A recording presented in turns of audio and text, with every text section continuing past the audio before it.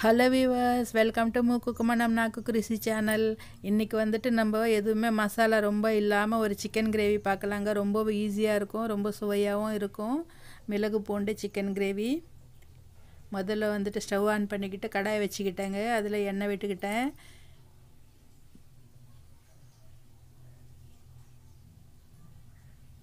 கருவேப்பிலை போட்டுக்கலாம்.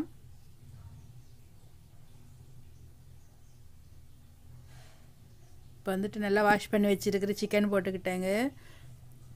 சிக்கன் நல்லா எண்ணெய் வெளியே வர வரைக்கும் நல்லா ஃப்ரை பண்ணிக்கணும். உப்பு கொஞ்சம் போட்டுக்கிட்டேங்க. இது மூடி போட்டுக்கலாம். நம்ம மூடி போட்டுட்டு ஒரு 6 நிமிஷம் வேக வச்சுக்கலாம்.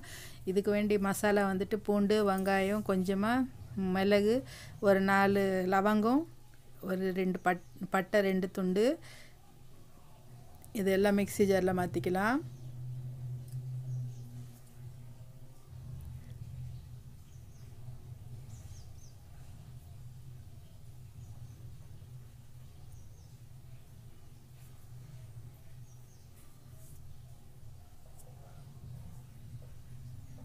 மிளகாய் பொடி போட்டுக்கலாங்க. நம்ம காரத்துக்கு ஏற்ப நம்ம போட்டுக்கலாம்.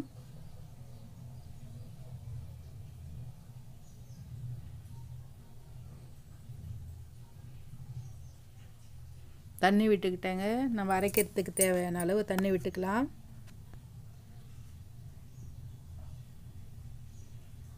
மஞ்சள் பொடி கொஞ்சம் போட்டுக்கிட்டேங்க. எல்லாத்தையும் சேர்த்து நல்லா அரைச்சி வச்சுக்கலாம். நம்ம சிக்கன் கூட பாருங்கள், ரொம்ப நல்லா இது மாதிரி எண்ணெய் விட்டுடுச்சு, நல்லா ஃப்ரை ஆகிடுச்சு சிக்கன். இது ஒரு 60% நல்லா வெந்து வந்துடுச்சு. இது மாதிரி எண்ணெய் வரும்போது தான் நம்ம அந்த மசாலா விழுது அரைச்சிருக்கோம் இல்லையா, அது விட்டுக்கணும். தண்ணி இருக்கும்போது விட்டுட்டோம்னா சுவை மாறிடுங்க. இந்த சிக்கனில் இருக்கிற கொழுப்பு, இந்த எண்ணெய் நல்லா வெந்துட்டு நல்லா வந்துடுச்சு பாருங்கள். இப்போ வந்துட்டு அரைச்சி வச்சுருக்கிற விழுதை இந்த சிக்கனில் ஊற்றிக்கலாம்.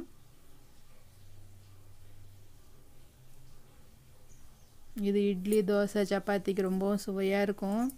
இதே மாதிரி நீங்கள் ட்ரை பண்ணுங்கள். இது மசாலா போட்டுட்டு ஒரு 5 நிமிஷம் மூடி வச்சோம்னா நல்லா நம்மளுக்கு சிக்கன் கிரேவி ரெடி ஆகிடும். பூண்டு வெங்காயம் காரத்தோட சிக்கன் கிரேவி ரொம்ப சுவையாகவும் இருக்கும். நீங்களும் இதே மாதிரி ட்ரை பண்ணி பாருங்கள். நம்ம சேனல் லைக் பண்ணுங்கள், ஷேர் பண்ணுங்கள்.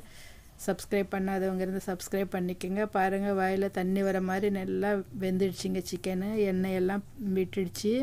இது மாதிரி எண்ணெய் விட்டுடுச்சுன்னா நம்மளுக்கு கறி நல்லா வெந்து போன மாதிரி ரெடி ஆகிடுச்சுங்க. இதே மாதிரி நீங்களும் செஞ்சு பாருங்கள். நம்ம சேனல் சப்ஸ்கிரைப் பண்ணிக்கோங்க. இதை வந்துட்டு நான் இன்றைக்கி ரைஸோடு சாப்பிட்றேங்க.